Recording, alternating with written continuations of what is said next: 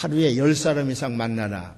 이제 자꾸 연세가 드실수록 소외감을 자꾸 갖게 되고 만날 사람이 적어지잖아요. 그러니까 10사람 이상 의식적으로 만나야 된다는 거지. 100은 뭐냐? 하루에 100자 이상 쓰기. 예, 그래야 이게 치매가 안 걸린다 이 말이죠. 1000은 뭐냐? 하루에 1000자 이상 읽기. 예, 1000자 이상 읽기. 요즘에 젊은 사람들이 책 참 많이 읽는데 꼭 하루에 1000자 이상은 읽어야 된다는 거죠. 성경을 읽으면 더 좋고, 성경을 읽으면 성경을 하루에 1000자 이상 읽기 시작하면 수면제가 필요 없습니다. 아주 잠을 잘 잘 수가 있어요. 하나님께서 우리에게 잠자는 평안을 허락해 주시는 줄로 믿습니다. 한번 실천해 봐요. 그 다음에 만은 뭐냐? 만은 하루에 10,000보 이상 걷기. 그러면 건강에 이상이 없대요. 한번 실천해 보시길 바랍니다. 일시백천만. 외우기도 쉽잖아요. 하루에 하나 이상은, 한 건 이상은 선한 일을 한다. 정혜원 전도사님도 하루에 한 건 이상은 선한 일을 하지요? 네, 하루에 한 건 이상은 선한 일을 한다. 10은 뭐라 그랬어요? 하루에 10사람 이상은 만나자. 하루에 10사람 이상은 만나자. 그런데 아무리 건강 비법을 가지고 지키려고 애를 쓰고 노력을 해도요, 건강의 미래를 아무도 예측할 수가 없습니다. 여러분, 전 건강해 보겠다고요. 수영장에 수영을 하다가 심장마비로 죽는 사람들이 꽤 많아요. 전 건강해 보겠다고 아침마다 일어나서 조깅을 하거든요. 아침마다 일어나서 조깅을 해서 건강을 지키려고 하는데 그 조깅을 하다 차에 치여 죽은 사람도 제가 봤어요. 누구도 미래를 예측할 수가 없다는 겁니다.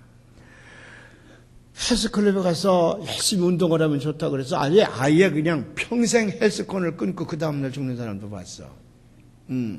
그러니까 우리의 미래를 아무도 보장해 줄 수 없다는 거죠. 그래서 한 치 앞을 내다볼 수 없는 것이 인생이라고 하는 겁니다. 그래서 성경은 뭐라고 얘기하느냐? 야고보서 4장 4절에 보면 이런 말씀인데 한번 봉독해 보십시다. 내일을 너희가 알지 못하는도다. 너희 생명이 무엇이냐? 너희는 잠깐 보이다가 없어지는 안개니라. 안개 말이죠. 아침에 일어났을 때 어떤 날은 가을에 안개가 확 껴서 한 치 앞이 보이지 않습니다. 근데 해가 탁 뜨게 되면 언제 안개가 있었느냐는 듯이 다 사라져버리고 말아요. 인생을 뭐 70년을 살아내 80년을 살아내 오래 산 것 같지만은 영원한 시간을 비춰보면 하나의 경점에 불과하다고 말이에요. 하나의 경점에 불과하다. 우리가 역사를 공부할 때에 예를 들면 무슨 로마 시대의 천년 역사를 그냥 한순간으로 그냥 꿰버리고 말잖아요. 로마 시대의 천년의 역사를 천년 동안 우리가 공부합니까? 그냥 한마디로 얘기해버리고 말아요. 영원한 시간에 보면 우리 인생의 100년이라는 세월은 한 경점에 불과하다고 말이지요. 그런데 문제는 뭐냐면 아무도 미래를 예측할 수가 없다는 거예요. 미래에 대한 불확실성 때문에 인간의 본능 속에는 불안이라는 것이 anxiety입니다. 이 불안이라는 것이 존재하는 거예요. 그래서 인간은 죽을 때까지 이 불안을 떨쳐버릴 수가 없다는 겁니다. 미래에 대해서 훤히 알면 이 불안이라는 것을 제거할 수가 있는데 미래를 모르기 때문에 불안한 거예요. 그래서 미래를 알아보려고 무슨 짓을 하느냐. 누가 용하게 미래를 맞춘다 그러면 도질 싸질머지고 쫓아가. 그 점쟁이들이 그래서 돈 버는 거예요. 인간에게는 그렇게 끝없이 어리석음이 있습니다. 그 사람이 어떻게 내 미래는 잘 알아맞추면서 제 미래는 그 모양이야. 저도 얼마든지 제 미래를 바꿔서 대통령이 되든지 뭐 되든 해야 되는데 제 미래는 구질구질한 인생을 살면서 무슨 남의 미래를 맞춘다고 나서는 점쟁이들의 얘기를 보면 기가 막히잖아요. 그래도 우리는 거기 속아 넘어가요. 그래서 뭐 당신 어렸을 때 크게 한번 아픈 적이 있군요. 안 아픈 사람이 어디 있어? 다 아프지 뭐. 그럼 용하다. 이건 나 아픈 거 어떻게 알았지?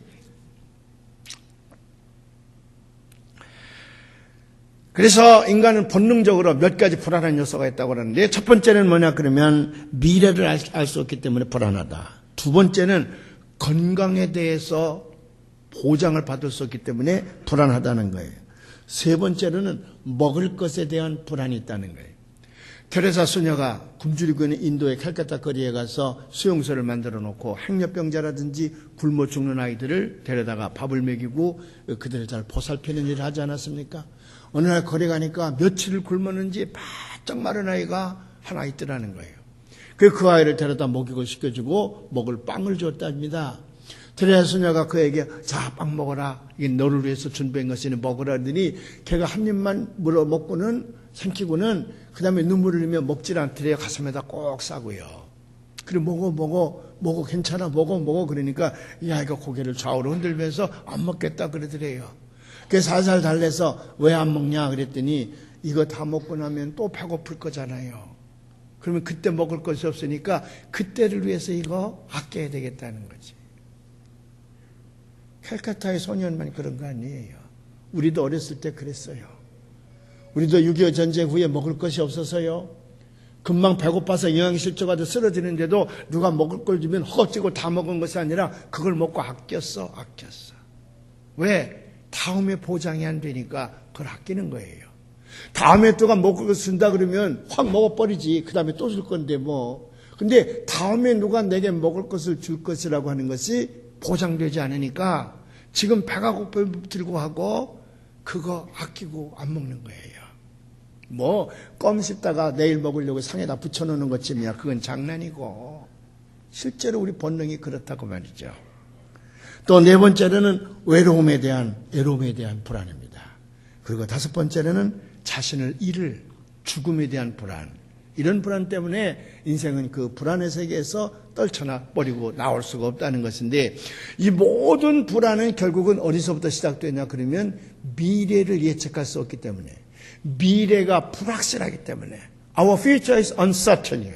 우리의 미래가 불확실하기 때문에 우리는 결국 불안의 그늘에서 벗어날 수가 없다는 거예요. 재미있는 얘기가 하나 있어요. 어느 신부님이 이제 주교까지 여기만 비숍까지 여기만 신부님이 계신데 이분들은 혼자 살지 않습니까? 굉장히 불안해하는 신부님이 한 분 계셨대요. 아주 그냥 그 불안에 사로잡혀는 신분이 한 번 있었는데 이분이 이제 70이 되고 80이 되고 그러니까 홀로 사시는 분이 너무 불쌍하고 그래서 그 천주교 신도들이 뜻을 모아가지고 젊은 사람들이 그 신부님을 고급 음식점으로 초청을 했답니다. 그 초청을 해서 이제 그 신부님의 의료도 말씀도 드리고 친구도 되어주고 그러면서 이제 그가 불안해하는 걸 조금 이제 도와드리려고 하는데 한 잔 밥을 먹던 신부님이 갑자기 눈이 커지더니 큰일 났다 그러더래요. 아 신부님 왜요? 무슨 일이 있나요? 그랬더니 내가 이제 아무래도 병석에 누워서 못 일어날 것 같다. 왜 그러냐? 지금 내 다리가 완전히 마비되어 있다고. 전혀 감각이 없다 그러더래요. 아 이건 무슨 말씀이에요? 그랬더니 아니야. 내가 긁어도 전혀 느낌이 없다고 그러더래요. 그 옆에 앉아있는 젊은 여자가 하는 말이 신부님 안심하십시오. 신부님이 긁고 있는 다리는 제 다리입니다. 그래요. 나이가 이제 80이 됐으니까 그만큼 이제 물론 둔하겠죠. 센시티브하지 못하니까 옆에 있는 젊은 여자의 다리를 득득 긁고 있으면서도 자기 다리를 긁는 줄 착각을 한 거지. 그런데 자기가 분명히 다리를 긁고 있는데 감각이 없으니까 이 불안에 사로잡힌 신부가 갑자기 아유 큰일 났구나. 내가 이제 완전히 병석에 누운 채 세상을 살아야 될까 보구나. 염려하는 마음을 진짜 일어난 사건이거든요. 어느 잡지에서 제가 읽게 됐는데 우리는 미래를 알지 못하기 때문에 우리는 미래가 불확실하기 때문에 불안한 인생을 살 수밖에 없다는 거지. 근데 성경은 우리에게 분명하게 우리가 가야 할 방향을 제시하고 있습니다. 결코 미래 때문에 불안해하지 말라는 거거든요. 왜? 성경이 우리에게 몇 가지 말씀을 하시는데 첫째는 뭐냐 그러면 불안한 미래를 그 시간의 주인이신 하나님 앞에 내어 맡기라는 거예요. 그게 믿음이라는 거예요. 우리는 미래를 알 수가 없습니다. 미래가 불확실합니다. 불확실할수록 그 시간을 내가 쥐고 있지 말고 하나님 앞에 내어 맡기라는 거예요. 성경에서는 여러 번 하나님께서 말씀하시기를 나는 알파와 오메가요. 처음과 나중이니라.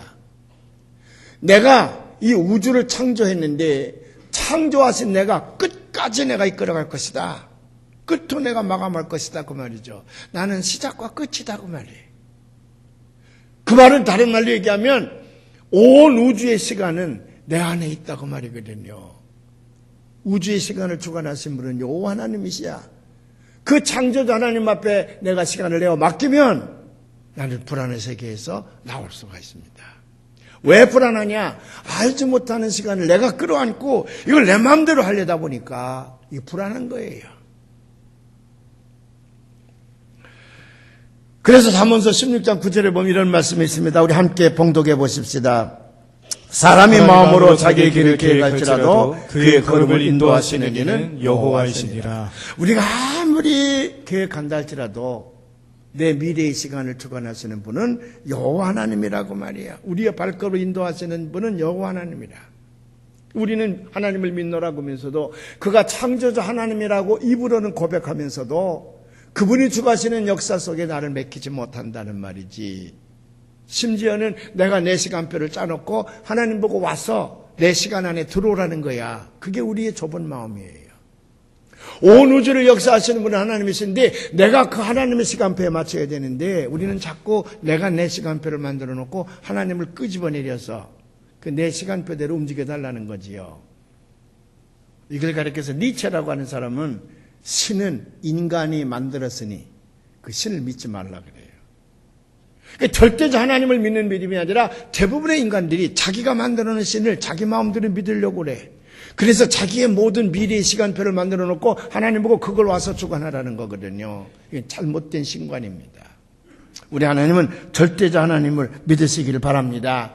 그래서 그 하나님 앞에 내 모든 미래를 내가 맡기면 하나님께서 내 미래를 보장해 주신단 말이에요. 성경이 뭐냐? 바로 그것을 우리에게 가르쳐주는 교과서예요. 역사를 주관하시는 하나님 앞에 내 모든 미래를 맡겨놓으면 내 미래는 누가 주관하시냐 그러면 여호와 하나님이 주관하시기 때문에 불확실한 것이 아니라 확실합니다.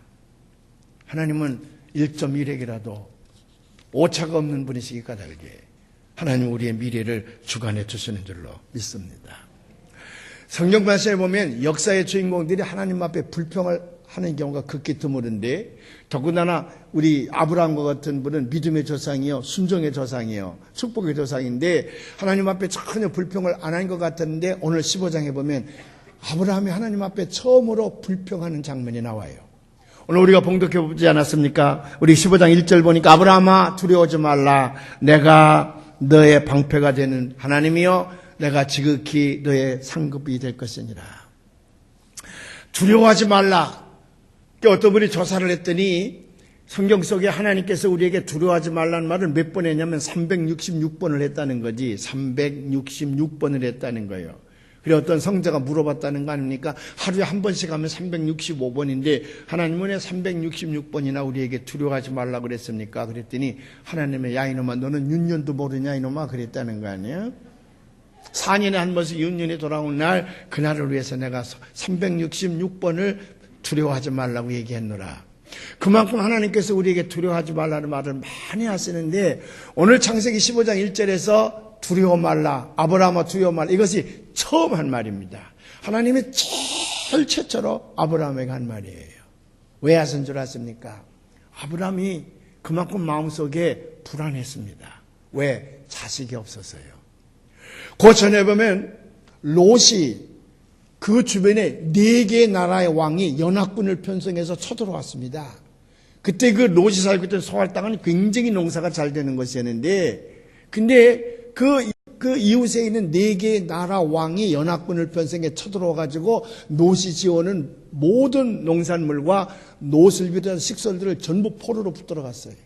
아브라함이 어디 갔다 와보니까 그런 지경이 일어난 거라.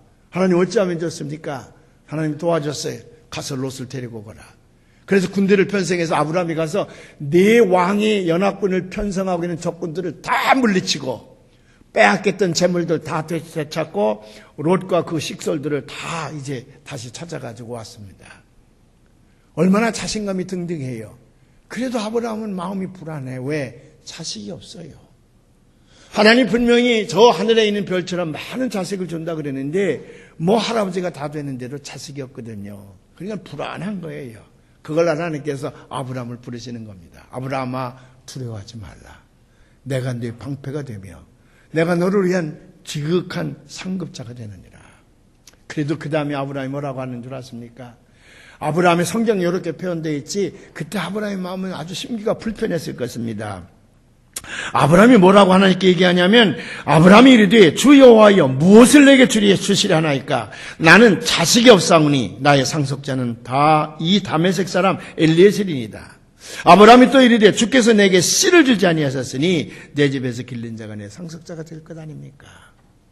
아무리 좋은 걸 많이 준다 그래도 자식이 없으니 나는 줄 사람이 없다고 말이죠. 내 집에서 그냥 같이 사는 엘리에셀이라는 사람에게 내 줄 수밖에 더 있느냐? 뭐 그렇게 대단한 거 준다 그래도 소용이 없습니다. 그렇게 불평을 하는 거예요. 지금이나 예나 동양 사람들에게는 자식이 노후 대책의 아주 중요한 부분을 차지하고 있기도 하고 또 이 동양 사람들에게는 자식이 축복의 줄기라고 생각하는 것이 있어. 서양 사람들은 그렇지 않은데 동양 사람은 특별히 자식에 대한 애착이 많아요. 그러니까 하나님이 아브라함에게 많은 걸 주었는데도 아브라함은 미래가 불안한 거예요. 왜? 자식이 없거든요. 그것을 하나님께서는 아브라함을 데리고 밖으로 나가보라 그래요. 밖으로 나가서 이렇게 말씀하시거든요. 자, 4절부터 한번 봉독해 보십시다. 여호와의 말씀이 그에게 임하여 이르시되 그 사람이 네 상속자가 아니라 내 몸에서 날 자가 네 상속자가 되리라 하시고 그를 이끌고 밖으로 나가 이르시되 하늘을 우러러 뭇별을 셀 수 있나 보라. 또 그에게 이르시되 네 자손이 이와 같으리라. 뭐 글자로 써서 그렇지 한마디로 얘기하면 별 보거라. 네 후손이 그렇게 많아지리라고 말이거든요.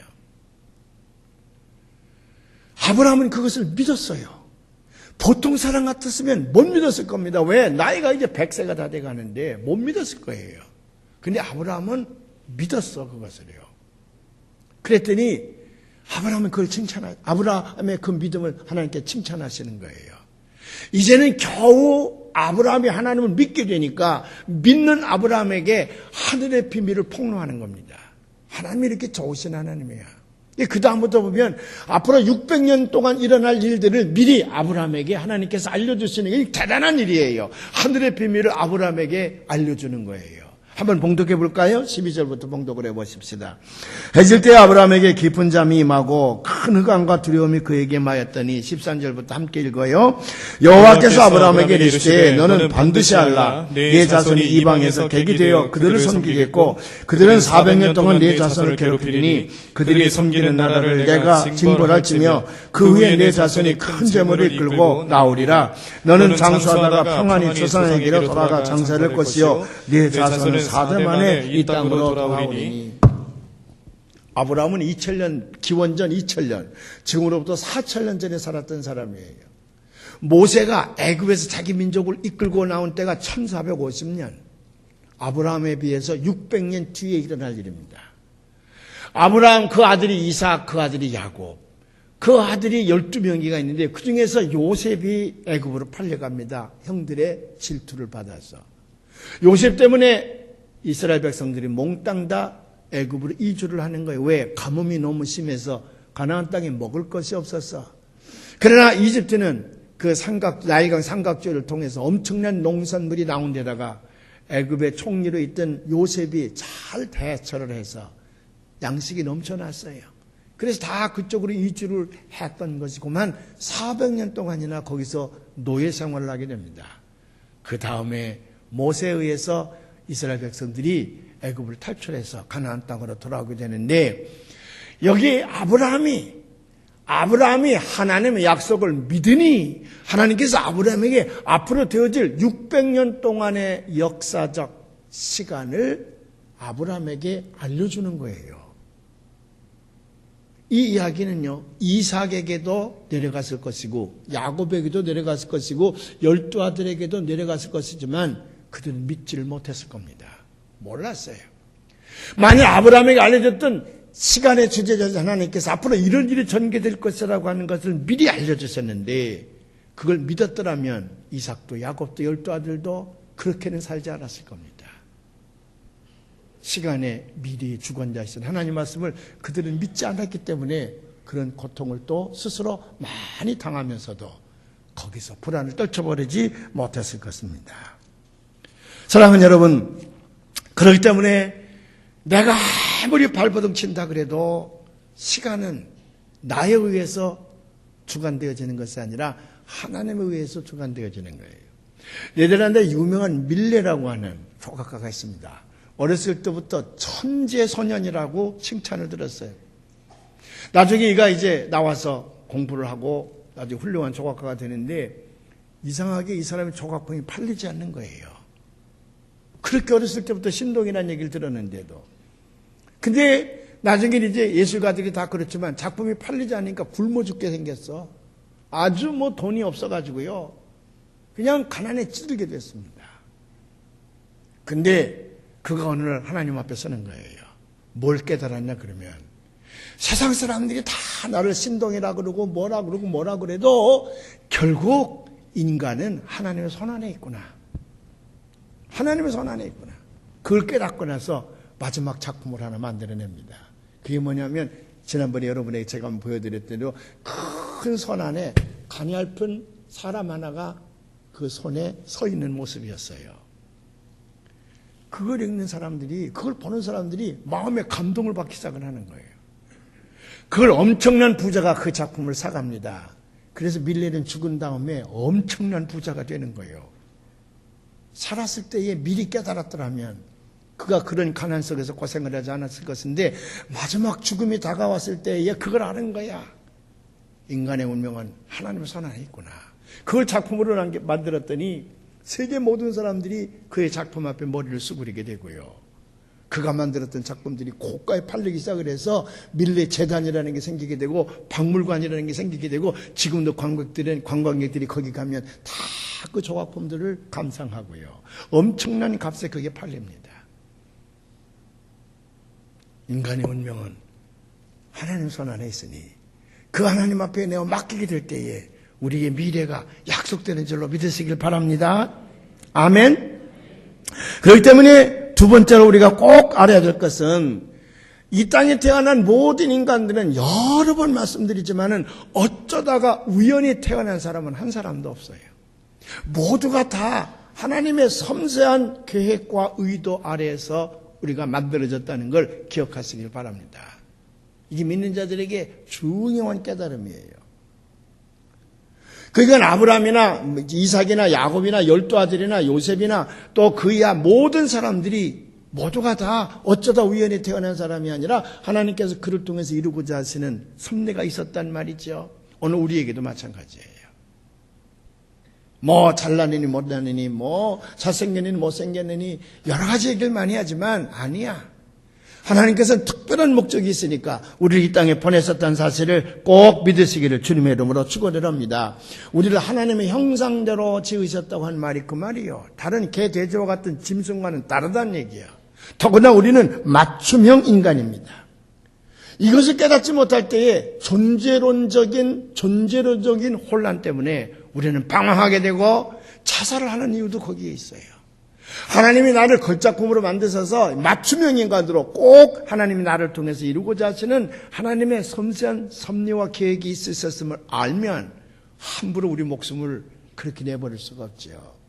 얼마나 내가 존귀한 존재인데 그것을 깨닫는 순간을 소명과 사명을 깨닫는다 그래. 하나님의 부르심을 그제서야 깨닫는 거예요. 하나님의 부르심이요. 그래서 킥교골이라는 사람 말하기를 하늘이 무너진 들 나와 무슨 관계가 있겠느냐. 지구가 없어진 들 나와 무슨 관계가 있겠느냐. 그러나 창조주 하나님이 나를 만들어 이 땅에 보내셨고 특별한 섭리 속에서 나를 부르셨다고 하는 이 소명을 깨닫는 순간 나는 이 목숨을 그 하나님을 위해서 내어 바친들 조금도 아까워하지 않겠다고 말이거든요. 사랑하는 여러분, 우리가 내 인생의 시간을 내가 주관하려고 그러면 불안해질 수밖에 없습니다. 왜? 모르기 때문에.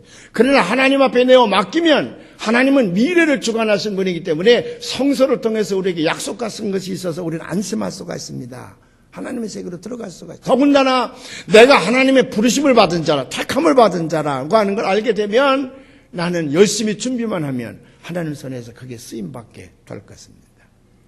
연세대학교 총장을 역임한 송자 장로님의 글을 제가 잠깐 읽게 됐는데 그분이 어렸을 때부터 부모님을 따라서 저 충청도 시골에서 이제 교회를 다녔답니다. 근데 어렸을 땐 잘 몰랐는데 고등학교 다닐 때에 자기 동생 하나가 시각장애여서 앞을 보지 못하는 시각장애여서 그 아이를 데리고 교회를 다니면서 성경과 책을 읽어주다가 고등학교 2학년 때에 하나님을 만나는 체험을 하는 거예요. 그때부터 그가 하나님 앞에 자기 인생을 맡기기 시작을 했다는 겁니다. 그 처음엔 목사가 되려고 그랬대요. 근데 자기에게 영향력을 많이 주고 있는 자기 작은아버지가 변호사에 있었는데 곧바로 신학교 가는 것보다는 일반 대학을 졸업을 하고 다른 학문을 졸업을 한 다음에 신학교에 가서 목사가 되면 더 폭넓은 목회를 할 수가 있다. 그래서 연세대학교 상경대학을 자기가 들어오게 됐다는 거예요. 그리고 여기를 졸업한 다음에 자기가 목사가 되려고 그랬는데 공부를 열심히 했더니 잘 나와가지고 외국에 유학 갈 수 있는 길이 열려졌어. 외국 유학을 가서 박사학위를 하고 외국대학에서 교수가 되고 다시 연세대에 돌아와서 교수가 되고 연세대 총장까지 하고 다른 대학 총장도 하고 뭐 3개 대학인가 4개 대학의 총장을 하고 이사장도 뭐 3개는 하고 그러면서 이제 교육으로 자기 일생을 보내게 됐다 그랬는데 그 책 속에서 뭐라고 그러냐면 내가 만일 고등학교 다닐 때에 하나님을 만나지 못했더라면 내 인생이 어떻게 됐을까? 그때 내가 하나님을 만난 다음에 하나님 앞에 내 모든 미래를 내어 맡기고 자기는 열심히 준비했더니 하나님께서 모든 길을 열어주셨다는 거예요. 지금 이제 70이 훨씬 넘어서 되돌아보면 하나님께서 자기의 길을 인도하신 걸 보면 감사하지 않을 수가 없다는 거예요. 이것이 믿는 자들에게 주신 하나님의 축복입니다. 그렇기 때문에 우리가 가진 것이 없어 나를 지탱시킬 만한 아무 것이 없어 더 불안하다 그 말이죠. 불안하면 불안할수록 창조자 하나님 앞에 내어 맡기면 나를 특별히 만들어서 이 땅에 보내신 하나님의 그 계획 안에 내가 들어가기만 하면 하나님께서는 나를 이 땅에서 가장 존귀한 자로 쓰실 것이라고 하는 거지요. 그래서 그 하나님께 맡기는 거예요. 믿으면 맡겨야 되는데 우리는 믿는다 그러면서도 안 맡긴다는 거지. 그래서 옛날에 부흥강 사람들이 그런 얘기 많이 했어요. 우리가 많이 죄를 짓습니다. 하나님 앞에 다 회개하면 하나님께 다 용서해 주신다는 거거든. 그래 그런 목사님의 설교를 듣고 새벽기도에 나옵니다. 열심히 기도하면서 하나님 내가 이런 죄를 졌습니다. 이런 죄를 졌습니다. 다 하나님 앞에 내가 맡긴다는 거예요. 하나님 이렇게 많은 죄를 졌으니 용서해 주시옵소서. 하나님은 분명히 그래 내가 다 용서하마 그랬는데도 갈짝엔 도로 다 싸가지고 간다는 거예요. 불안하니까. 그리고 그 다음날 또 와서 똑같은 죄를 내놓고 하나님이여 내가 이렇게 또 죄를 졌습니다. 내가 인마 어제 용서한다 그랬잖아. 뭐하러 도로 그건 가져가서 또 가지고 와. 그래도 우리는 그걸 깨닫지 못한다는 거거든요. 믿음이 약해서 그래요. 이미 저 회장도 우리 100명이 저 수안보 가지 않았습니까? 근데 3월 1일에 너무 맥혀가지고 2시간 반이면 충분히 갈 수 있다는데 우리 6시간씩 걸려서 5시간 반 내지 6시간 걸려서 갔어요. 아주 그냥 삼천리 방방곡곡이 주차장이었습니다. 3월 1일 날이. 제일 문제는 화장실이었는데 그 주변의 음식점들이 화장실을 빌려주지 않아서 막 난리를 치고 그런 모습을 저도 보고 저도 당하곤 했는데 수안부 파크호텔에 들어가니까 호텔에 우리 100여 명이 들어가고 다른 팀이 와봤더니 그 온천이 전국에서 제일 좋다는 온천인데 얼마나 많은 사람들이 바글거리겠어요. 옷장도 없어서 둘이 하나씩 쓰기도 하고 그 노천탕을 가봤더니 발 들여놓을 틈이 없어. 그 노천탕에 사람들이 얼마나 둘러앉아 있는지. 그래서 제가 이제 우리 교인과 함께 비집고 들어가서 겨우 몸을 이렇게 담그고 있는데 그 안에서 아이들이 뛰어놀아요. 근데 유치원 아이 하나가 나를 알아봤어. 오더니 목사님 안녕하세요. 그래서 그래 너도 왔구나. 너 벌거벗고 있는데도 내가 목사인 줄 아는구나. 예. 그러더니 자기가 꼭 가지고 있던 물안경. 그 물안경을 제가 했더니 목사님 요것 좀 맡아주세요. 그것 때문에 친구들과 힘있게 놀질 못하거든요. 근데 다 둘러봐도 맡길만한 사람이 없거든. 목사님 보니까 목사님은 믿을만하잖아. 그냥 자기 소중한 물안경을 저한테 맡기는 거예요. 그래서 제가 그걸 꼭 가지고 있었습니다. 그랬더니 신나게 가서 노는 거예요. 들어갔다 나왔다 친구들과 올려서 다 놀고 난 다음에는 아까 물안경 제가 가져갈게요. 안심이잖아요. 어린아이들은 믿으면 맡길 수 있는데 우리 어른들은 자꾸 늙어갈수록 아는 게 너무 많아. 그래서 하나님을 믿는다 그러면서도 하나님 앞에 내 인생을 맡기질 못해요. 그래서 우리는 불안하게 산다는 거거든요. 사랑하는 여러분, 역사의 주관자는 하나님이십니다. 시간의 주관자도 하나님이세요. 우리의 미래를 점쟁이 가는 거 아니야? 그거 몰라요. 우리의 미래를 정확하게 하시는 분은 하나님이시니 그 하나님 앞에 모든 인생을 내어 맡기시기를 바랍니다. 하나님은 여러분들을 가장 존귀하게 쓰시기 위하여 이 땅에 만들어 보내셨으니 그 뜻에 여러분의 인생을 맡기시면 여러분이 이 땅에서 가장 복된 삶, 행복한 삶을 살 수 있다고 말이지요. 그래서 하나님은 뭘 원하시느냐? 마지막으로 우리와 의논하시기를 원하시는 거야. 우리는 늘 그렇기 때문에 내 인생을 하나님 앞에 내어 맡기고 하나님과 의논하며 살아가야 되게 됐네요. 그걸 기도라 그러는 거예요. 기도. 기도는 내가 살아온 날들을 위해 사는 게 아니야. 기도는 앞으로 내가 살아갈 날들을 위해 사는 거예요. 하나님과 의논하게 될 때에 우리 하나님 기뻐하시는 줄로 믿습니다. 우리가 가을에는 변화산 새벽 기도를 하고 봄에는 사순절을 맞이해서 신해산 새벽 기도를 하는데 오늘 목요일부터 우리 다시 시작을 해요. 20하루 동안 시작할 것인데 3주밖에 안 돼. 3주밖에. 다른 교회는 40일씩 한다 그러는데 우리 교회는 3주만 하는 거예요. 이 3주 동안에 우리 교인 1000명이 나와서 새벽 제단 쌓기를 주님의 이름으로 축원을 합니다. 그래야 앞으로 살아갈 나를 하나님 앞에 내어 맡김으로 말미암아 결코 후회 없는 인생을 살아간다고 말이에요.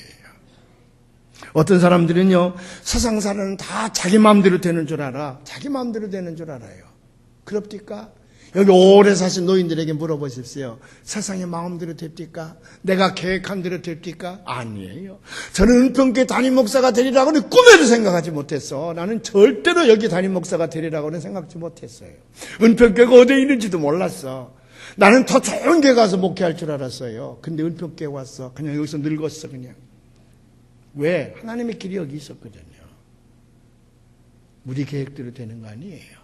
그래서 야고보서 기자는 이렇게 얘기합니다. 4장 13절부터 16절에 있는 말씀인데 한번 봉독할까요? 들으라 너희 중에 말하기를 오늘이나 내일이나 우리가 어떤 도시에 가서 거기서 1년을 멀며 장사하여 이익을 보리라는 자들아 내일 일을 너희가 알지 못하는도다. 너희의 생명이 무엇이냐? 너희는 잠깐 보이다가 없어지는 안개니라. 너희가 도리어 말하기를 주의 뜻이면 우리가 살기도 하고 이것이나 저것을 하리라 할 것이거늘 이제도 너희가 허탄한 자랑을 하니 그러한 자랑은 다 악한 것이라. 아멘. 우리는 우리의 미래를 좌지우지할 수가 있습니다. 좌지우지할 수 있는 딱 한 가지 방법이 있어. 그건 뭐냐면 하나님께 내어 맡기고 하나님 시간표에 내가 적응하면서 하나님과 의논하며 살아가는 거예요. 지난주에 최우승 장로님이 얼마나 멋진 간증을 해주셨습니까? 그분은 저 충청도 시골 산골에서요 하루에 밥 한 끼 정도밖에 못 먹고 자랐다는 거 아니에요.